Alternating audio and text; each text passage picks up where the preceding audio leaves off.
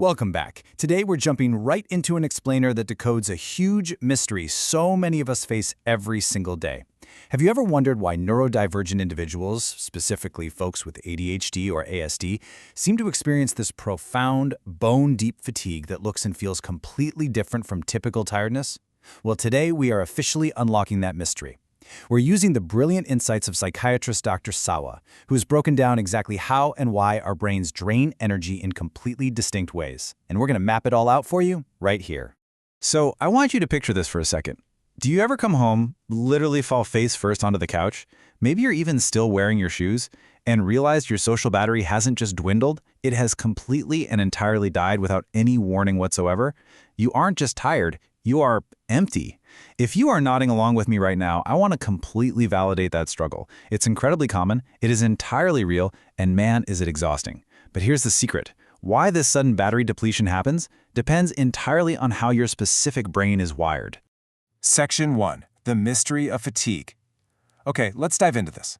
The absolute core concept we need to grasp today is that fatigue is definitely not a one-size-fits-all experience. The ADHD brain and the ASD brain drain their energy reserves in completely distinct, almost opposite ways. And understanding this isn't just about labeling your tiredness. It is the ultimate key to finally figuring out how to recharge properly. Section 2. Schedules and environments.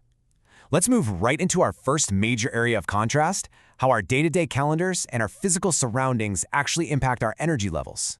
When we look at daily schedules, for those with ADHD, the drain is all about volume. If you pack your schedule from morning to night, yeah, you might power through it, but it ends in sudden, catastrophic battery death. Dr. Sawa describes this as coming home and instantly passing out, like sleeping with your makeup on or still in your work clothes because the energy simply vanished.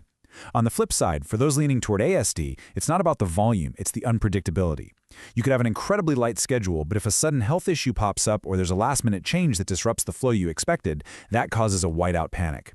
It's that broken prediction that violently drains the ASD battery. To really anchor this in our minds, we have to look at the brain mechanics at play here.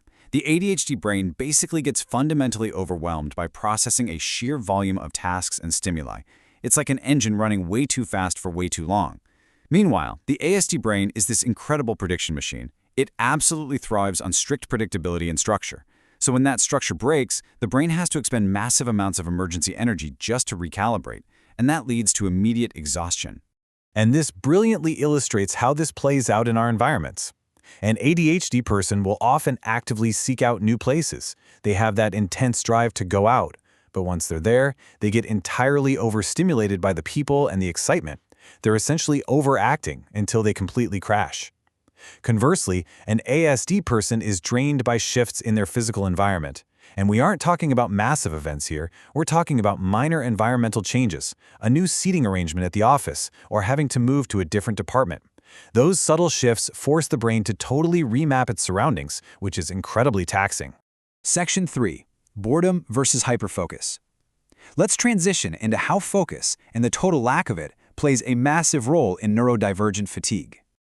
For the ADHD brain, boredom is quite literally exhausting. You absolutely need constant stimulation. If you're put in a position where you have to do monotonous, quiet, artisan-like work, you don't just get bored. Your brain actively drains its energy fighting that understimulation. It's exactly why folks with ADHD constantly jump to new tasks. But on the other hand, for those with ASD, the fatigue often comes from intense hyperfocus. An ASD individual might find something they love, obsess over the minute details, and just lose themselves for hours without taking a single break. By the time they finally snap out of it, the physical toll is massive. We're talking stiff, rock-hard shoulders, severe eye strain, and total physical exhaustion. Section 4. Emotional and social drain. Now we're getting into the hidden internal struggles. Socializing and emotional regulation deplete our daily energy reserves in ways that are totally invisible to the people around us. Emotionally, these two neurotypes handle the drain so differently. ADHD emotional fluctuations are highly visible. They are a total roller coaster of ups and downs. One minute you are thrilled, the next you're utterly exhausted, which can outwardly look to others like you've just suddenly fallen into a terrible, unpredictable mood. ASD exhaustion, however, is deeply internalized. Folks with ASD will often bottle up their emotions and stress internally just to survive a situation. Outwardly, they might appear completely expressionless or monotone. People might even say they just can't read them. But internally, they are silently, massively draining their energy reserves just trying to hold the whole thing together. Socially, this creates two totally distinct post-event realities. The ADHD experience is usually, wow, that was so fun, but man, I am exhausted. They are often completely unaware of their fatigue while they're actually out having a good time. The fun and the fatigue happen simultaneously, and they only realize they're empty when they crash hard through the front door. The ASD experience? Entirely different. They are usually tense and on edge the entire time they're in a group setting. It is active labor. They are drained simply by the tension of being present, which leads to a complete collapse later on. Now, what's really interesting about this slide is how motivation itself actually becomes a trap. ADHD folks suffer from extreme waves of motivation. You go from maximum drive, fully hyperfixated, to absolute zero in a flash, and this whiplash often leads to immense self-hatred and guilt. Dr. Sawe even points out that these massive energy swings can sometimes mimic mood disorders, like bipolar disorder, to an untrained eye. On the other hand, ASD burnout creeps up on you. You're happily doing repetitive, beloved tasks, thinking everything is completely fine because you're enjoying it. But because you don't naturally pace yourself, you suddenly hit a wall of totally unexpected burnout. Section 5. Effective coping strategies. Okay, so we've identified the problems and the triggers. Now, let's shift the narrative here and empower you with Dr. Sawa's practical, targeted solutions. But right before we get to the strategies, let's quickly review this summary table. Think of this as your visual cheat sheet. Notice the stark contrast we just talked about. Volume versus sudden changes. Boredom versus hyperfocus. Wild, visible fluctuations versus internal suppression. Take a mental snapshot of this, because figuring out which column you align with is the absolute first step to reclaiming your energy. So if you align more with the ADHD side, what Dr. Sawa calls the engine type, your coping strategies are all about intentional throttling. Number 1, do not overpack your schedule. Even with things you love doing, you have to save reserve fuel. Number 2, actively regulate your daily stimulation intake. You have to realize when you're getting overstimulated and force yourself to step away. And number 3, deliberately, intentionally schedule days where you meet very few people. You absolutely need those low-contact days to let your engine cool down. Now, if you lean more toward the ASD side, your approach is totally different. You don't necessarily need fewer plans, you just need more predictable ones. Your main focus should be on reducing the risk of sudden changes.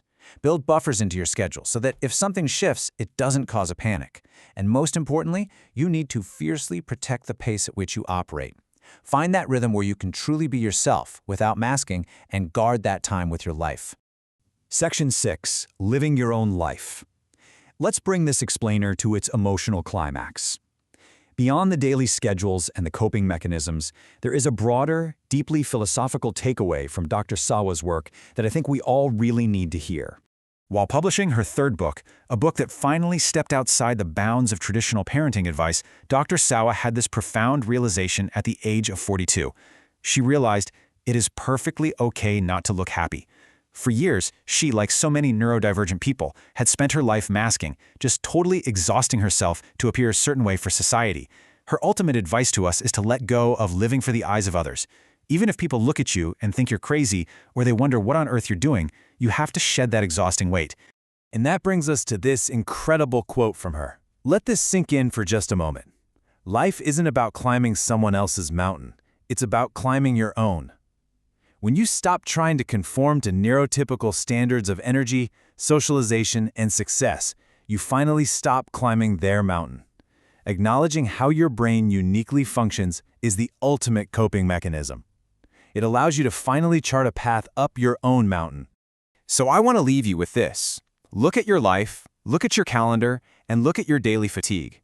Are you exhausting yourself, just completely draining your unique battery, trying to look happy and normal for others?